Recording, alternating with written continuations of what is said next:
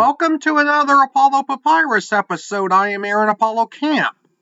For this episode, my interview guest is an elementary school teacher, children's book author, and a creator of journals for children and mothers. Throughout this year, she is challenging herself to write in a different genre every month. Her name is Brittany Plumeri, and here's my interview with Brittany. Brittany Plumeri, welcome to Apollo Papyrus. Thanks for having me. Feel free to introduce yourself to our listeners. Hey everyone, I'm Brittany Plumeri. I am a proud genre hopping author. I started with children's books, and this year I decided to challenge myself and write in a new genre every single month, hoping to release them as the year goes on. You've written many children's books as well as a journal for children and a journal for moms. Without spoiling too much of your published works, what are some of them about? Yes, so my children's books are all geared towards teaching kindness and empathy in fun ways. And for the journals, most of them have to do with writing and getting children excited in writing. And for moms, it's just a journal for us to be able to sit down and get all of our thoughts out throughout the day. Okay, regarding some of your children's books, you've written the When Kids Write series, which there's 5 of those. The Monsters Manners Lab series, there's 3 of those. And then the standalone children's books, The Perfect Lullaby and The Merzzlings. What are each of those about? Yeah, for sure. So the When Kids Write series is a goal to get children excited to write. So the 4 of them are each about a different season with all really fun topics inside of standalone questions for them to answer. And then the 5th one is actually When Kids Write a Book. And it's a workbook from start to finish for how children can write a book and get those ideas out there. The Monster Manners Lab was actually inspired by my little ones. I'm a mom of 3. I have a 6-year-old, a 3-year-old, and a 1-year-old as of recently. They just turned. They were inspired by them. So Mine Monster is when children are always going, mine, and having trouble sharing. Whiny Werewolf is for the whines, and Yucky Yeti is for picking eating. All of them are interactive and fun because especially at that age, it's hard to sit down and listen to a full story. So all of them are interactive and a great time. The Merzzlings was written for my 4th grade class, as you had mentioned. I am a teacher, so my 4th grade class inspired that one, and it was actually my first book that launched, it's a shame to admit, but March 4th, 2020. So when the world turned, so did mine. So yes, that is my first one. And that was all about teaching kindness to those older students.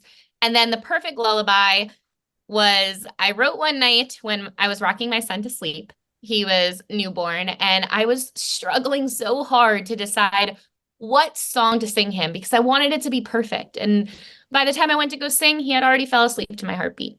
Can you share a memorable memory of your journey as a children's book author that stands out to you? Absolutely. So my favorite memories as a children's book author are actually in-person events. So standing in front of, gymnasiums and reading my book and seeing everybody just jumping and laughing and spinning. My most recent one was on Tuesday, but my most memorable was going to my son's school. He's in kindergarten and reading to him and actually looking at him getting excited in the crowd. Have your own children? I'm asking this question because I interviewed a children's book author toward the start of this season from the Minneapolis area, Julie Bomer, whose children's books are influenced by her own children's taste in reading. But have your own children read some or all of the children's books you've written? And if so, do they like to read your books? That is a great question. Yes, they have all read all of them. And my daughter is obsessed with the Mind Monster because that one is interactive. And my son likes The Perfect Lullaby, but I think it's because he realizes what's behind it and that how that was me and him.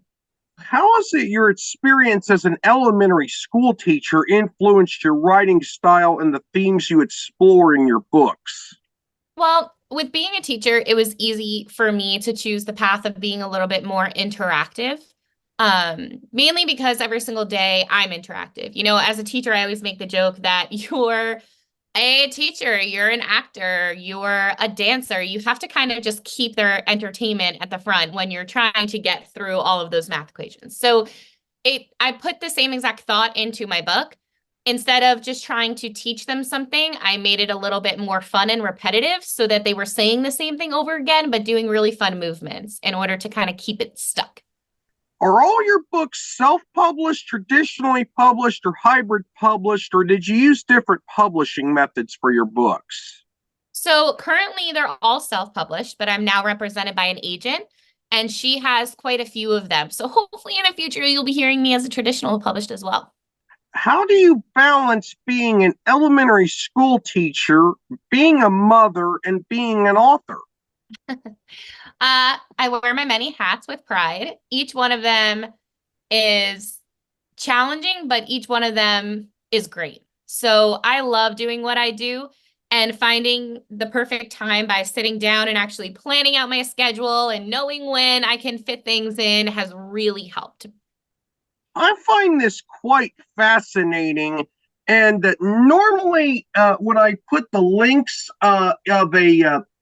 of relevant links to a particular interview guest in the text description of the episode, I usually don't put social media links, but I'm going to put your Instagram link in the text description of this episode because you're doing a writing challenge this year of writing in one genre per month, and you promote that on Instagram. What was the inspiration behind that? Yeah, so I'm not crazy. I've just had these ideas forever. Some way before I even wrote my first children's book. And I just decided that, I really want to try them. I really want to learn how to write and successfully in all of these different genres. So I was tired of waiting by the sidelines and I decided, okay, this was the year. So every single month I choose a different genre and I am trying my best to finish it in that month. If it doesn't get finished, I unfortunately have to shelf it. And then I continue and I send it to the editor at the end of every month. How do you maintain consistency and creativity in your writing routine, especially during the challenge of writing a new genre every month? I turned it into me time. So I actually get excited to write because it's my time. You know, as you said, I'm a teacher, I'm a mom, I'm with people all the time. So instead of sitting at a desk, I sit in my favorite chair, like cozy under my favorite blanket. I make myself, a great latte or a Shirley Temple or, anything that I'm kind of feeling in the moment, some sort of special drink. I have a candle lit. I have classical music going because, as you know, that kind of brings out the creative side. I have a candle that smells fantastic to not only help me stay in the story, but also just because it's kind of like sets the mood. So I completely turned the whole notion into me time. And then, of course, you need your reward. So at the end of my writing, I get my Lindt caramel or, a friend of mine actually put like $1 in a jar every single time she hit her writing goal and then bought something that she wanted after. So choose your own reward. But that's how I've been able to do it and love doing it. It's because I've turned it into me time. Are there any specific genres you found surprisingly enjoyable or surprisingly challenging during your monthly writing exploration? Yes. So, challenging, I'm going to say romance. And I think why that one is so challenging is because it has some really, dedicated readers. And I had to decide if I wanted to write spicy or not. And turns out I am not good at the spice. That's just not for me. So that one was definitely challenging because that one, I was trying to write to market a little bit more and I'm just not there yet. But the easiest actually, and I was super surprised by, was my nonfiction. That one just kind of flowed. And I think it was because it was just me talking about something that I really was passionate about. So I was surprised at how easy that one has flowed. What challenges have you faced in transitioning from traditional children's storytelling to exploring different genres, and how have you overcome those challenges? So with children's books, the whole part is illustrations explained. They have the detail. With novels, you have to create the detail. You have to write it all out. So that was a massive jump to start. So when I do sit down and finally go through those edits, I know that's a place that I really need to beef up. But now that my mindset has been more into novels and actually setting the scene and using words to set the scene, it's becoming easier, but it's just the practice. Just like anything else, you have to keep practicing at it to actually make it work in your favor. One final question. How do you hope your stories impact children and families, and what message do you intend to convey through your diverse writing endeavors? Yeah. So for families, I just hope it brings them together. That at the end of the night, they can enjoy a book and laugh and cuddle and have those moments. As for my writing endeavors, I hope it encourages other authors that you don't just have to niche down. If you have a story in your heart, tell that story. Get it out there and hope for the best. Brittany, you were an interesting and fascinating guest. I thank you for appearing on Apollo Papyrus. Thank you so much for having me. Next year, I will be challenging myself to write in a different genre each month. This is Aaron Apollo Camper reminding you all to write and read your passion. Bye for now.